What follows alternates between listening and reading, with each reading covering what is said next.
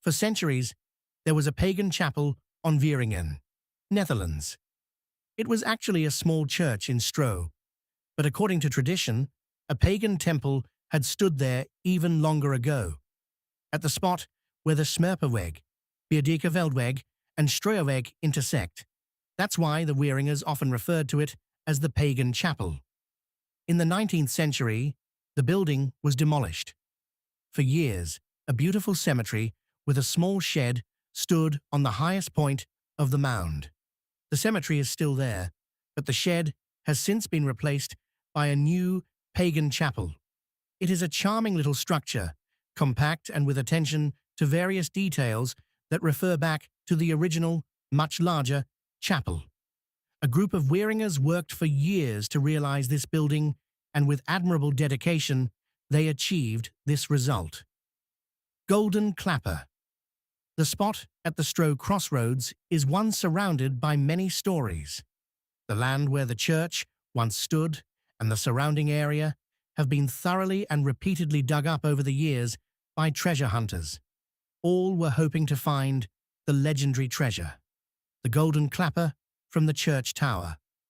During the Middle Ages, monks lived on Wieringen, and they had a bell with a solid gold clapper. This had to be straightened about every week. After all, gold is soft. When the iconoclastic fury swept through the land, the monks rushed to the tower to grab the clapper and hide it safely. Many claimed that it was buried nearby in the ground.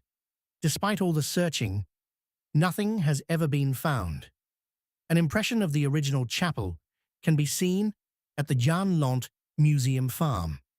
Another story about the church is connected to the presence of Norsemen on Wieringen. The island was a strategic location for them. In the 1990s and early 2000s, several Viking treasures were found there, consisting of silver coins and jewelry. Norsemen's doors. The church in Stroe supposedly had a low entrance on the side. Its exact purpose is unknown, but the story goes that it was intended for the Norsemen. The pagans would be forced to bow before the altar as they entered. These Norsemen's doors also appeared in other churches around the country where Norsemen had been active. Others claim the opposite, that it was the churchgoers who were made to bow toward the north as they exited the church through the low door. Some rebellious attendees are said to have walked out backwards in protest so that their behinds would face north. The new chapel also has a Norseman's door. Pigmuch has also been written about the pig above the church's north door.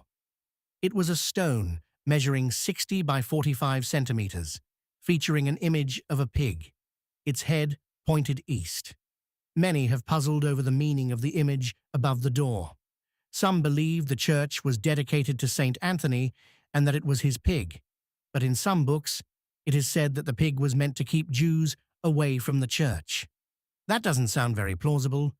There were hardly any Jews in or around Wieringen, and like many churches in the province, the little church was dedicated to Willebroedus.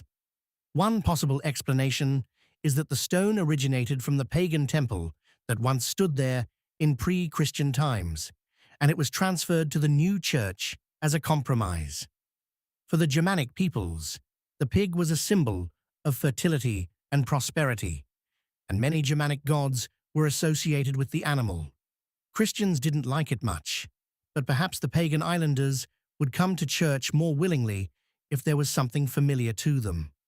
Similar pagan images have also been found in the walls of old churches in Germany. The much-discussed pig stone is said to have been in the Episcopal Museum in Haarlem in the 1920s, but is now lost.